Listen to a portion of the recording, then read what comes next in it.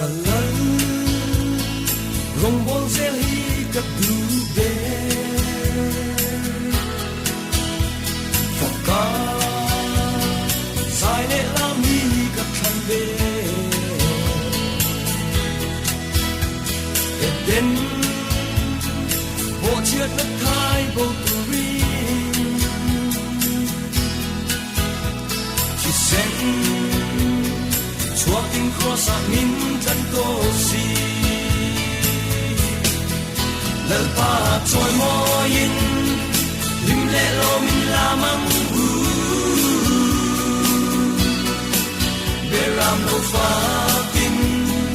choi moi na la thar sa ila cham dam tu Krista chi pai bu kin tu nam u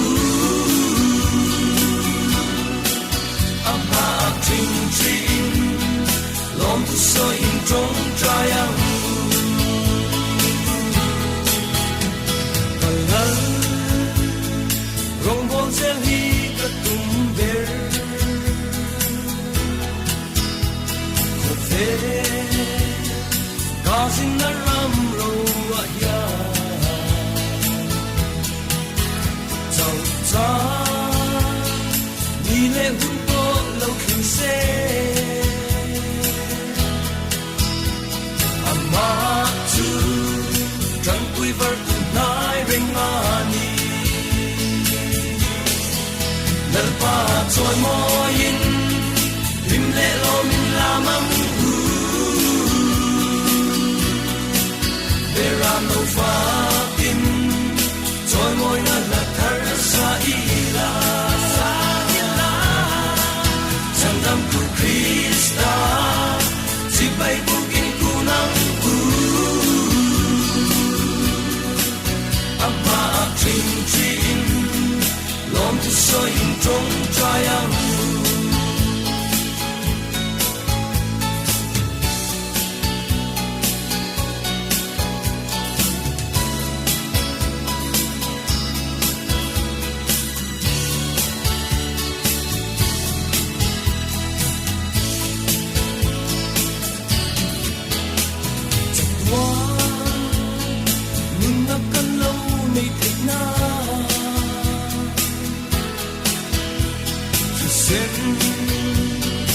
Walking closer, min kan do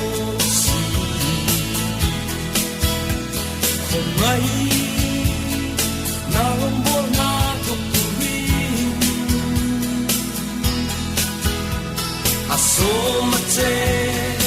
unawing tinge ichando. Lalpa choi mo yin, lim le lo min lamang Beram no fa tin choi moi na la thar sa ila Cham dam tu Krista chi pai bu kin ku nam u Amma trinh trinh long tu so in trong triumph Lal pa choi moi in Lim le lo min la mang u Beram no fa kin choi moi na la thar sa ila Cham dam tu Krista chi pai bu kin ku nam u Amma trinh trinh long tu so in trong triumph